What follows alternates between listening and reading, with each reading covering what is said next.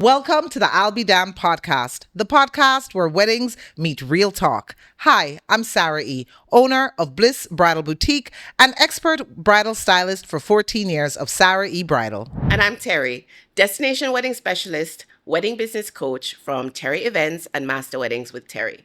Together, we're here to tell you the tips, the tea, and the truths that every bride and groom need to know to plan smarter, be more confident, and have an amazing wedding journey. So we're going to talk everything, fashion, budget, and some of the industry secrets that no one wants to tell you. We've got you covered here. So come on in for the next episode. Right. Hi, Terri. Hey. How are you? I'm doing good. Good.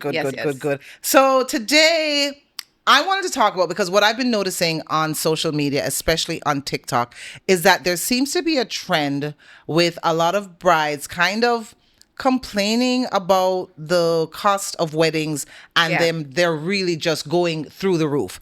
And, I kind of would have to agree with some of them. Sometimes. Okay. It does depend, right? Mm-hmm. But long gone are the days where you just had a wedding of maybe like 15 people in your backyard and, everybody. Long gone. Everybody brings something to eat and all that kind of stuff. A potluck wedding, right? Yeah. We're not having those anymore. And I think social media is to a lot of to blame take for responsibility, yes. Yeah, because everybody just wanted to up their game and everybody wanted to, as you see, keep up with the Joneses. Yeah. And I think it kind of went out of hand. Mm-hmm. And that could have been okay 2-3 years ago. But with the way the world is going now, where the way gas prices have gone and continue to go with the war in Iran and everything that we have going on now internationally, it really is affecting every single person, right? Down to every single bride. And so everybody's now looking and saying, okay, do I really need to spend $8,000 on my flowers? Yes, you do. A joke.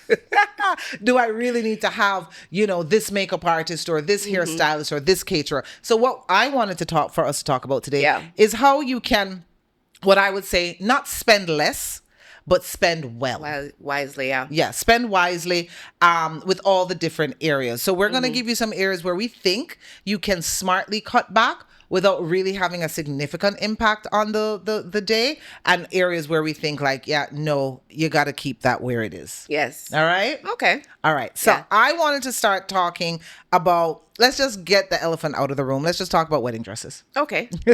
Right? The online wedding dress thing is not new by any stretch of the imagination. Ladies, girlies have been trying to do the online wedding dress thing for ages. And I have always fought against it. Right. Because of what has been out there in the online wedding dress space. But in 2026, I'm going to take a step back and, guys.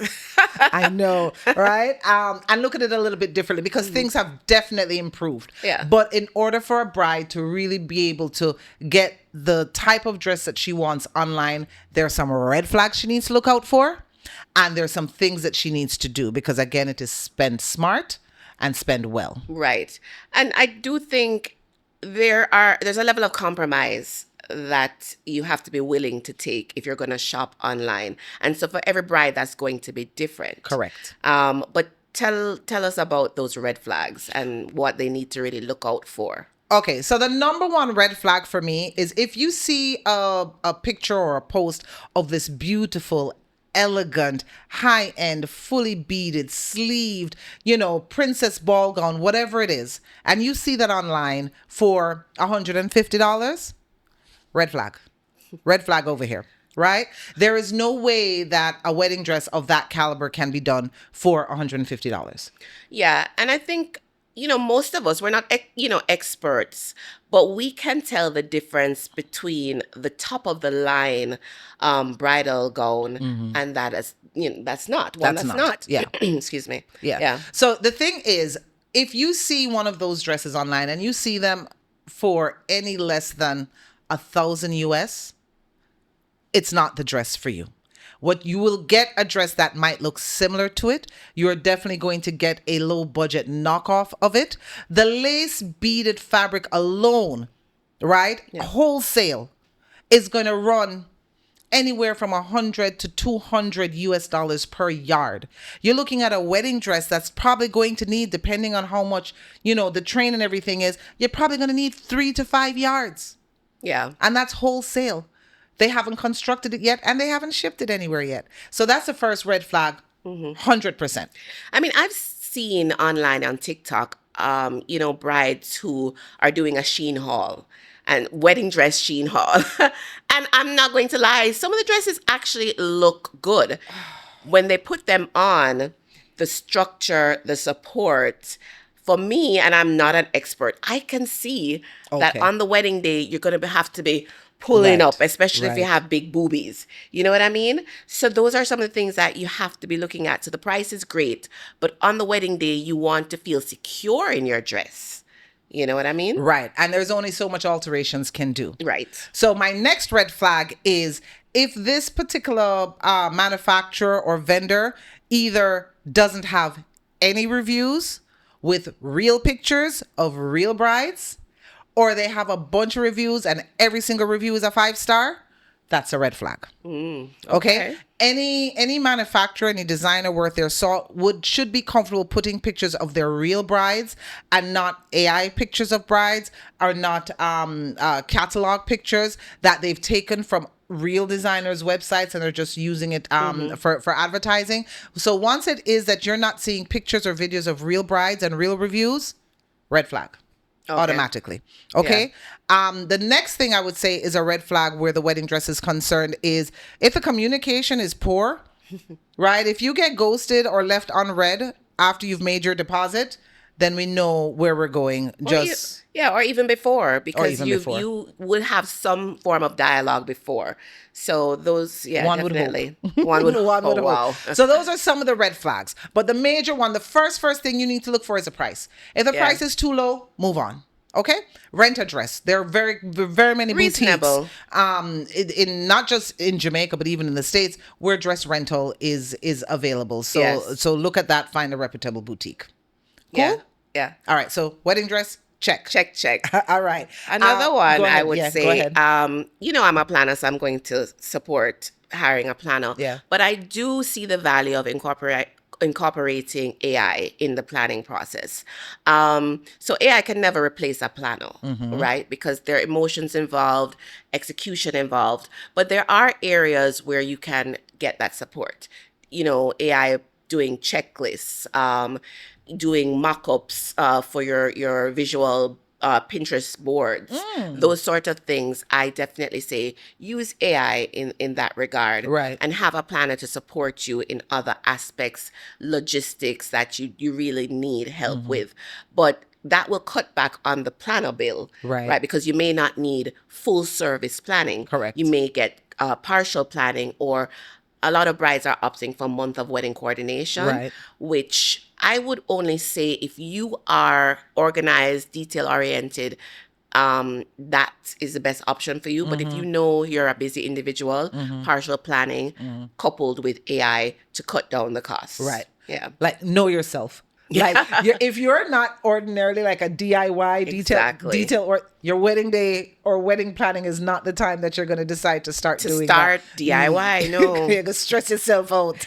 But that's happening now to cut back costs. A lot of brides are doing DIY, and they're buying from Shein as well. And I do feel for a one-time occasion there are things that you can buy from Shein, to cut back costs. Right. At the end of the day. Right. The quality is okay. For some of them, and you just have to know what to buy, and then you buy it and then find a way to personalize it yourself for your wedding. Right. So I'm not against Shein or DIY, but again, it goes back to knowing yourself, because DIYing can be very frustrating. But not do it. Yeah. It can be very frustrating. I'm not doing it. Everybody always says, but Sarah, how come you say you're not creative? No, give me a wedding dress. I'll wap, no problem. Yeah. Anything else? No. Yeah. Like I saw some videos online. Mother and daughter went to this is in the States, went to the grocery store and bought a bunch of flowers. And this is real flowers. And and she was going to, they watch some YouTube videos to learn how to make floral arrangements. Yes. Well, girl, the florist in the chat They were Yes. like, there's a skill, there's There a is. talent, that there's an expertise that goes along with this. You can't just whop up and put some flowers together. There's a reason. You have to look at, I don't know, weight and dimension and width and Yeah, balance and all that kind of stuff. but again, it goes back to priorities because to me, if decor is a priority, if you are a flower lover, a lover of Yeah, flowers, yeah, then you won't be doing that. If decor is low on the the totem pole. totem pole, right? Then people will do it and they'll think that okay, this is okay, it can pass. They don't really care. Some of them, I had a bride, she didn't care about the decor. She cared about the party. Oh, okay, I And get that. the spend was on the food and the party and the liquor and that sort of stuff. So her flowers, she bought them from I think Favor Mart, and we just plopped them on the table because we were just doing setup for her, and we just put them on the table, And she was fine. and she was fine. She had the wedding of her dreams. Okay, You nice. know what I mean? So You have to decide, know yourself and decide what. yeah. Yeah. The other thing I wanted to ask you about this, if this is an area that a bride can kind of spend well on, is rather than spending less, so to speak, is the venue. So I know we've talked in previous episodes about standalone venues, whether it is a Right. garden venue or whatever the case is, and they're beautiful, but then you have to think about porta potties, restrooms. You have to think about bringing in an area that cooking can take place and all that kind of stuff, as opposed to a hotel where everything is there. What do you Yeah. say about that being where a bride or groom might be able to cut back in terms of just finding a venue that comes with everything? Yeah, a venue that comes with everything is less stress, um, less on the pocket as well. You're gonna find that. So it again. We always talk about the non-negotiables. We talk about what are your priorities. If for you, you really don't want a venue that's going to have restrictions, then the level of compromise, what are you have to compromise on something. Right, right, So right. if you choose a hotel, you're going to be restricted, but you'll have everything. Everything. You understand? If you choose a private venue, you're going to have to bring in maybe your bathroom, bring in a tent for contingency, but you have the freedom of staying up until 2 o'clock to party with your friends. You have the freedom or you don't have, extensive costs for the decor and the vendors. So choose. You have to Choose wisely. choose. You have to Why? know. Yeah, Yeah. you have to know yourself well. Okay. Another area that I think I'm seeing a lot of on social media that brides, and I don't know if it's a cost thing or just a stress thing, is reducing the bridal party Well, to yes, that sometimes that none. is yeah. You're right. So some couples will do that, Yeah. and it reduces the cost, but then I don't think it reduces significantly because a lot of brides nowadays are the expense is not theirs. It's on the It's bridal on the bridal party. party. So the bridal party is buying the dress, the suits, you Maybe know, paying for their makeup. yes, most times the bride will do the makeup. Okay. So it will reduce it, but maybe not as much as you would hope for. The biggest thing, guys, and it's just facts. The biggest thing to help you cut down is your guest list. No, you don't want to hear it, but I'm gonna tell you, Right. okay? Right. Because if you have 150 people, then obviously you're spending more. You have to have a bigger venue. You have to have more chairs, more food. And so even though you want a certain amount of people there, you want everybody there to share with you on this day, it comes with a value. Right. And so cutting it down, having a micro wedding, will impact the budget, Yeah. right? Yeah. No, it again, it's the choices that you make because Yeah. if you cut the guest count and then you have these elaborate centerpieces and monuments, then Like for what? right. Yeah, yeah. I know for me, I'm a social person, and I like, my mother always used to tell me something, love keep too much friend. But I liked having my friends. So when years ago, I wanted the 120 person wedding. Right. If I were to do it all over again, you're lucky if you reach 10. And that's not even just for a budget. I mean, it would work out 10? budget. All right, fine, 15. Stop it. No, but it's true. And it's so funny because I have a lot of brides now that are coming in. And the majority of weddings I'm seeing are between like 35 and 50. Yeah. It has started to go down. So what is happening is that, and I'd like to say that generally couples just don't know what things cost, right? So they start out this wedding planning process with no knowledge or limited knowledge or education about what things cost. Yeah. And so they have this grand idea to have 200 people, 150 people. And when I have a consultation with them, their budget is really for 50 people. And so sometimes, they will factor that in and say, okay, I have to move from that large number and scale down. You know what I mean? Destination weddings, again, you're gonna get less people than you invite. Would. Just logistics wise. It's a higher cost factor for a lot of the guests. So you will find that you start off with 100 and maybe you get 60 to 70. You know what I mean? But I'm still finding a lot of brides coming to me with these big numbers, but they don't understand what the budget for that size wedding will be. Right. When the reality comes in, they're like, oh, okay. And I still buying a house or fixing up this house or you have to live doing after, this, and you realize that there's a life to be lived after the wedding. Yes. Yeah. So we talked. So I want to kind of talk about, and we kind of touched on it, but more detail, some of the riskier cuts that you'll make versus some of the smarter cuts that we'll make. Yes. So we know a risky cut is cutting out the wedding planner or the coordinator altogether. But cutting him or her out and then now using your friends and families for... Sorry. Let's stress out, Terry. Using family or friends. It's not me going stress out. You are the bride. You are going to stress out. This is true. This is very, very true. You will be stressed out. Pardon my patois. I had a bride. God bless her. She brought back her dress. And I said, oh, how was the wedding?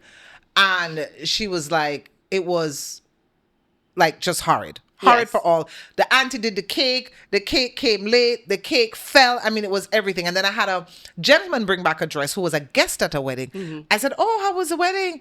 He said, well, I ended up in the kitchen.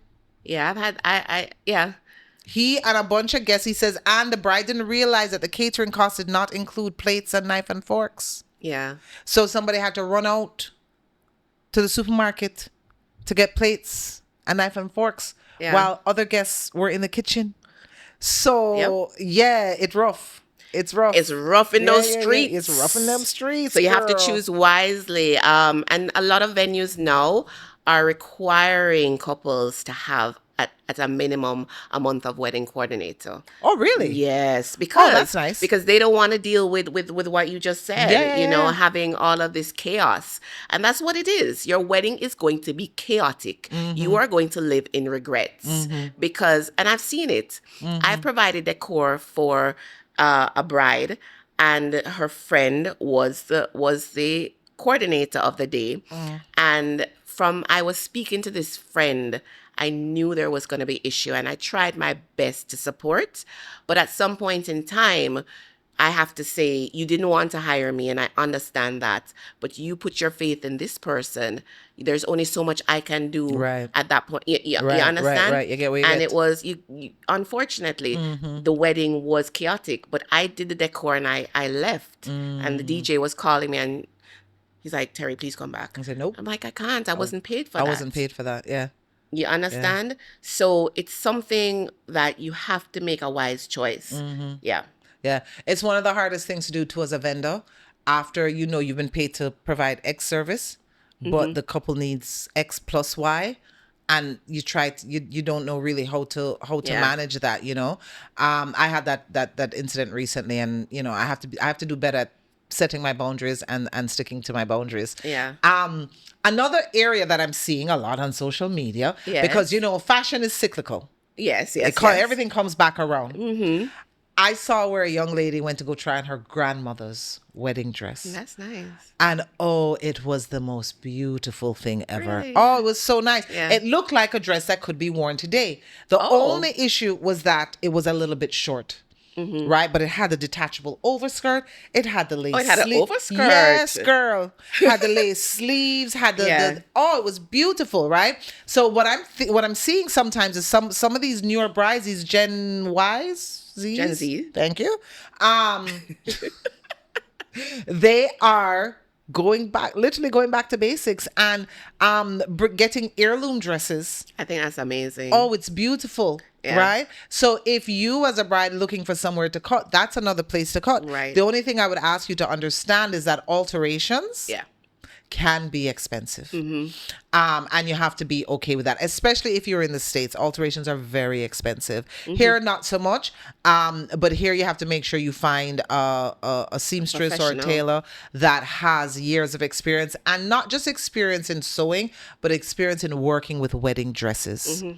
Wedding dress is a whole different ball of wax. Game. Yeah. A whole different ball of wax, right? So getting your mother's wedding dress or your aunt's wedding dress or having it, that's a nice way to honor. I really like that. And also cut back. Or if they're willing, you can also use that dress and remake it for like your reception dress. Mm-hmm. There's no need. Brides have always said, oh, do I need a reception dress? Mm-hmm. No, you don't. It depends on what your goal is. Right. But if you have a dress that you can, just make some changes to and it'd be a fabulous little short cocktail dress. That's a nice idea. Go for it. Yeah. Definitely go for it. Because that's another way to cut back and you still end up with two looks or a different look. And you're guaranteed that nobody else will have that dress. I know, right? Yeah. Another thing is the formats. The traditional formats. A lot of Gen Zs are moving away from traditions in general, right? So the format of a wedding is usually ceremony, cocktail hour, reception. Mm-hmm. And so sometimes they are just doing a cocktail reception instead of the full reception. You can look at doing a brunch, because a morning wedding typically will have a lesser cost, just because of maybe the menu items. Some venues may choose to have a lesser price for it. Mm-hmm. So you could look at just changing up the format of your wedding to cut back. Okay. Mm-hmm. All right. But didn't you say that cocktail might be more expensive? But remember, you're cutting out dinner completely. So it's gonna be reduced regardless. Oh, okay. So you would normally have a cocktail hour with hors d'oeuvres, and you'll have reception full meal. Okay. So in the long run, it will be less. Okay. Mm-hmm. What about, can we cut on the getting ready space? No. Okay. Let me. What do you mean? No, my brides need comforts. No. What do you mean? Yeah. 100%. No, and I've told you in a previous episode, I'm an advocate of the Airbnb for get ready space. But if we're looking about, maybe cutting back or spending well, maybe your home may not be the place because you might not have a big enough space, or the AC don't work too good, or whatever the case is. But you may have an aunt or uncle that might have a nice home that may have multiple rooms, and we do need multiple rooms, or we prefer multiple rooms that could be used as a get ready space. Yeah, definitely that should be an option. The only thing I would say is that you have to obviously think about the logistics in terms of how the proximity to the venue, the wedding venue. If you're having a wedding in Stony Hill and you're in Barbican or New Kingston, the traffic sometimes, whether it's a Saturday or not. Right. So those sort of things. Yeah, but definitely, cut back. You could cut back on that. Okay. Yeah. And there's a little trick I tell my bride, or used to tell my brides, in terms of cutting the guest count. Yes. Especially if you're in Jamaica and you have guests that are overseas, is you don't send out the save the date. Hold on, work with me, Terry, right? And you just send them an invitation. But Here's a hack. Send it to them late. Like everybody else might get an invitation like 3 months before. They may get their invitation like, no, hold on, no. They may get the invitation like a month before because they can't say they never got invited because they did, but it's too late for them to ask for the time off from work. And then the plane ticket might be too expensive. And then they can just send a gift. They ain't sending a gift, Sarah. They ain't sending a gift. They should send a gift because they know, because they spoke to Tim, who knew right? Who got their invitation 3 months ago.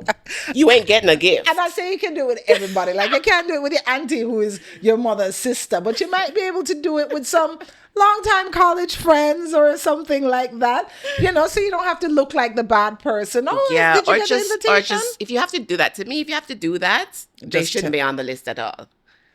That's my thing. You make a good point. Thank you. I try. Okay. But I mean, yeah, tricky bad. But anyway, tricky bad. But I just think it's a strategy. It's a strategy. Use it at your own. Use it at your own. What do you call it? Your own risk. Today the brain fog is brain fogging again for me. But anyway, that's all right. Don't worry about it. Tomorrow will be my day. So while we're on invitations, though, so that's an area that you can definitely cut back on. Okay, good. Because we used to do, digital save the dates and then have the hard copy of the invitations. But a lot of couples are just doing digital across the board. And that's acceptable now. Etiquette-wise, that's acceptable now. I mean, they're making it acceptable. You understand what I'm saying? Yeah. You're still going to have maybe some older people who have the expectation of a hard copy, but it's a budget consideration. And yeah, I'm leaning towards it because I understand what we're dealing with, as well. They don't want the hassle of looking for addresses as well and having to mail out invitations. So, I say do it if that's what you want, if you're comfortable with it. Yeah, and in Jamaica, for local brides, it's not really mailing. We drive around and drop off the invitation, or so? I don't know. Probably, yeah. For the most part, yeah. Mail tech forever.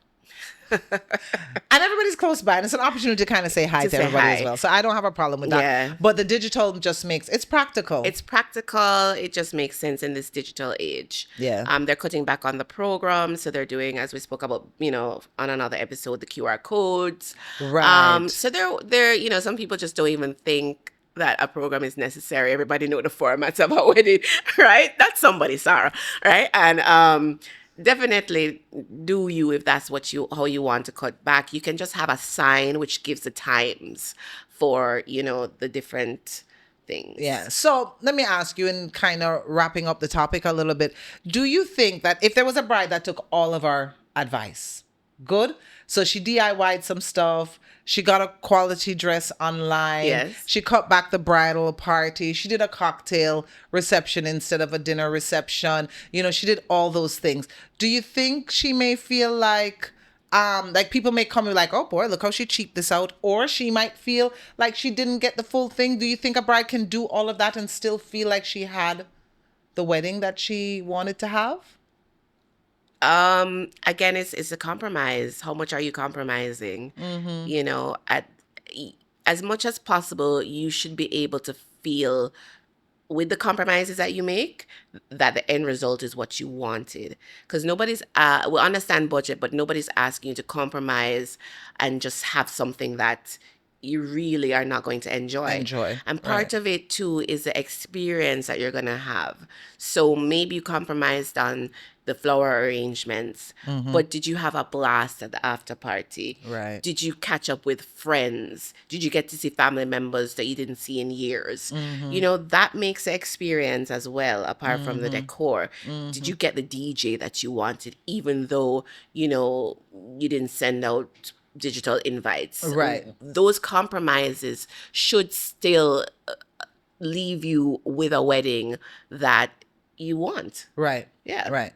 And if you're not willing to compromise on those things, just know on the back end, the budget is going to get a little bit bumped up and you have to be okay with that. Yeah. And I have had brides that want what they want. So they've gotten another job to pay for that wedding. True. Yeah. That is true. and work the extra hours. work the extra hours.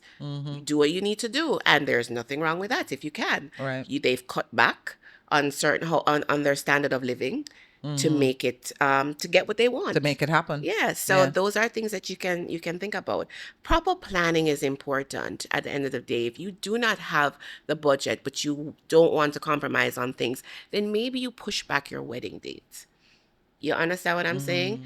But that let's be reasonable. When we talk Yeah. about compromises, maybe the wedding date and the timeline for you to get married, Right. it is pushed back. Because we're supposed to be married for the rest of our lives. So what's the big deal in pushing it back Yeah, 12 months or 6 and I months or whatever the understand you case is? finally get engaged. I understand, guys. Yes, Finally we do. get engaged. Yeah. So you want to do it. And society has said a year, you know, but no, it's your wedding. If you want something and you can't get it right now, and it's going to take you some time to work that money, push it a little bit. Do what you have to do. Yeah. Yeah, I agree with you.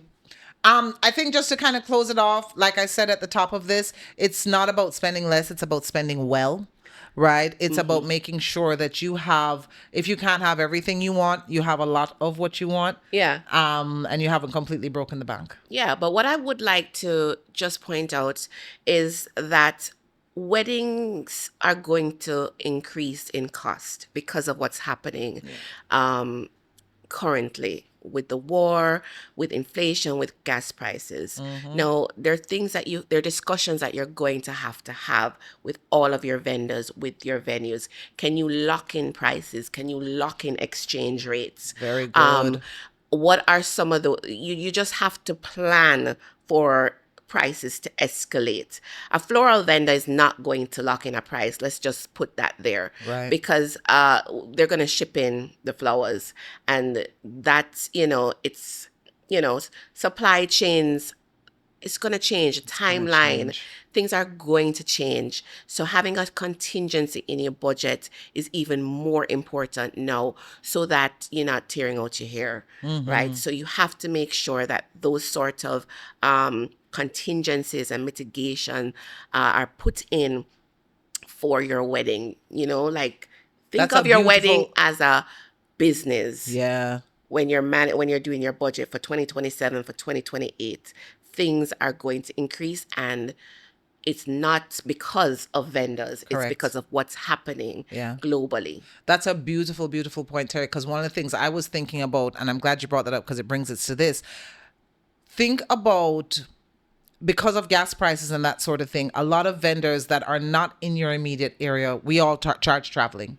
We all charge some kind of travel, and those traveling costs are going to increase. Yeah. So with certain things, maybe like, especially the bigger things, like the caterer, maybe if you are, you're in Mandeville, maybe instead of getting a caterer that's based in Kingston, you try and find somebody that's based in Mandeville, because the transportation of that stuff there. Your makeup artist and your stylist, that's a little bit different because, it's one person and that's the one person that you want. That's different. But for even your decor person or your floral person, just think about the fact that transportation costs are going to increase significantly. So as you said, the contingency is one of the most important things that you have to think of. Put some money, when you put that budget, put some money aside in the event that these things increase. Yeah. And for those people who haven't, gotten engaged as yet, but it's happening, you need to have a wedding fund. You need to start putting money away from now. So if you've been,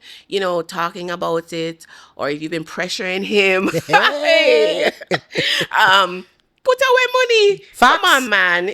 Don't wait until you get engaged to start thinking about budget.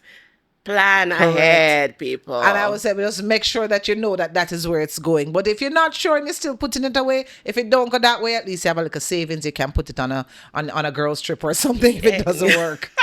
Yeah, exactly. Yeah. Okay, perfect. Yes. Are you ready for damned or do? Yes, let's go. All right. Well, I'm gonna have you start. Okay. While I had, and I had some stuff in my mind, and like the brain fog is really gone out the window. So you go ahead and start for me. All right. So yes, let's hear it. Charging a fee. So your cake vendor or your caterer charges a cutting cake fee. Damned or do. So the couple wants the wedding cake cut up and served to the guests, but there's a fee attached to that service. I guess I'm going to say do. I'm not going to stop anybody's hustle. Right? Okay. And listen, you opened up my eyes. Not the last episode, the episode before. Oh, but you opened up everybody's eyes when we talked about wedding cakes and the cost and what's involved. And what you told me, which was, I didn't think about, dismantling the cake, cutting up the cake. Right. And it's not necessarily a very easy, I mean, it's not Process. difficult. It's not rocket science, Yeah. but it's time consuming. And if Right. you're having a wedding of 100 or 150 guests and everything needs to be plated, charge a cake cutting fee. Yeah. Yeah, Okay. charge a fee. All right. You know, if you want to avoid it, then you have your cake from before, you cut it up yourself, have a little party, cut it up, put them in boxes and give that to everybody so you don't have to worry about it. Yeah. Yeah. All right. Good. Okay, good. All right. Choreographed bridal party entrances. So you have your bridal party and they have actual For the wedding or the ceremony or the For the reception. for the reception? Yeah, for the reception. Well, no, we've done it for the ceremony too. Anyway, for the reception. I hate a choreographed dance. If you are not a professional dancer, if you didn't go to Juilliard or wherever the case is, where what a girl name from Save the Last Dance. Oh, the God. white girl, and she did the thing, right? If you didn't go to Juilliard, I don't want you doing a choreographed dance. The worst thing I hate to see is when there's a couple and everything. 1, 2, 3, 4. 1, and you can see them counting in their head. No, it's a damn for me. No choreographed dance. Some of the bridal parties do some really nice choreographed dances. Okay, it's a no for her. When you see it, send it to me because I haven't. I'm not a fan. Okay, so this is something I noticed that I noticed that's happening. I've heard is happening where brides, when they're vetting vendors, they DM the past clients of the vendor. Yes, that's happening behind the scenes. Listen, I don't know if social I'm media, late to the some party, now. but I don't know if it's been happening for a while, but I just found out that brides are actually going on Instagram. They'll look at your page and they'll actually contact the bride, your past clients, to get some information on the vendor.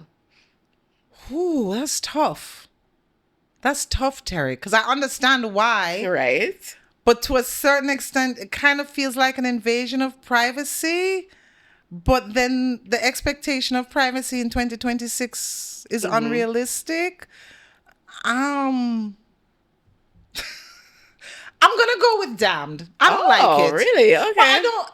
Just from a privacy standpoint, like Okay. I'm the girl.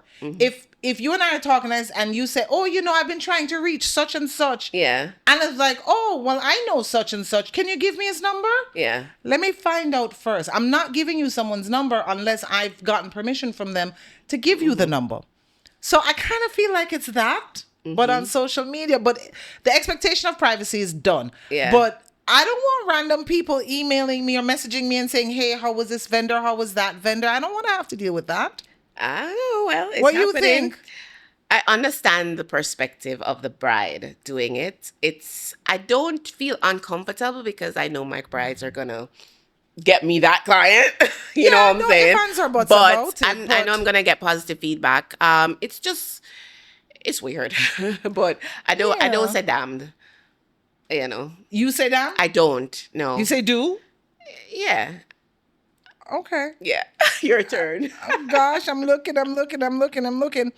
I had so many of them in my brain. My gosh, brain fog, it's killing me. Okay. Okay, 50 and over is rough. All right, damned or do.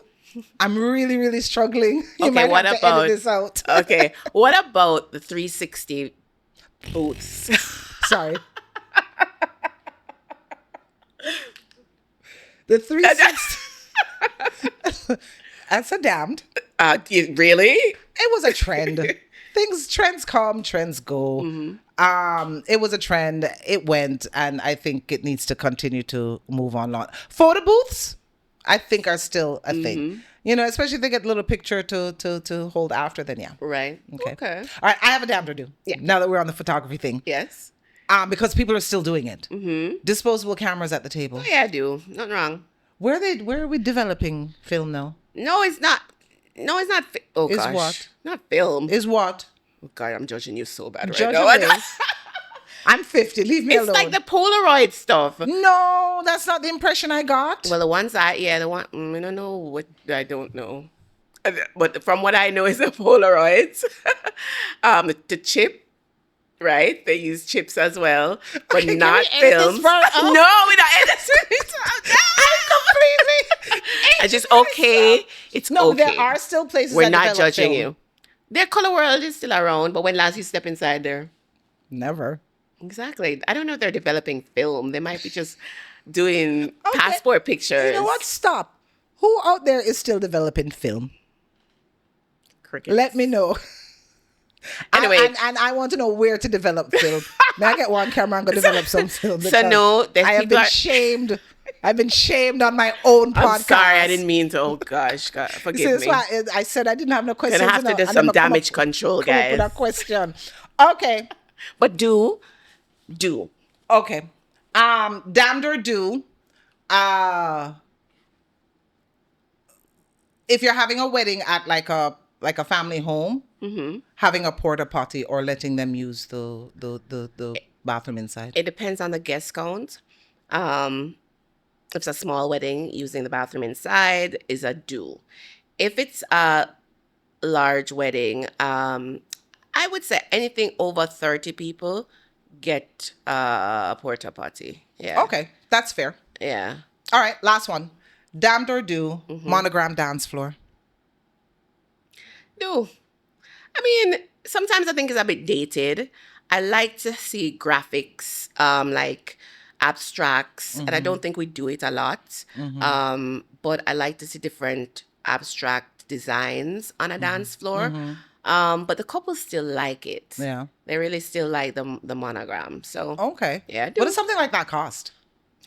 I don't remember. Just the monogram. I can't remember. Maybe like 100 US. Oh. Yeah. It's not That's not bad. significant. No. Okay. Just the monogram, but not the then they'll have dance to- floor. they'll ha- You'd have to right, have a the dance floor. They'll have to wrap Yeah, the and monogram is and the whole thing. I can't think that it's super expensive. Yeah. Okay. Cool beans. Are we done? We are done. Okay. What episode is this now? It's 5? Yes. I think it's 5. Yes. Okay. So I'll just close off and say thanks, guys, for being here. Don't forget to comment, like, share, subscribe. I'm always the one forgetting to subscribe. Well, they seem to be forgetting it too because people are watching, but they're not hitting the subscribe button. We need you to subscribe. I mean, Please. you can put on the notifications. Right. You can So you tweak get little it. things. Yeah. But We're please working subscribe. really hard behind the scenes, Terri and I, Yes. to really bring you guys everything wedding related because we know how tough it is out there for you guys. So we really hope you're enjoying it. And Yes. we'll see you next time on the LBIM podcast. As Sarah would say, done and done. Done and Bye. done. Bye.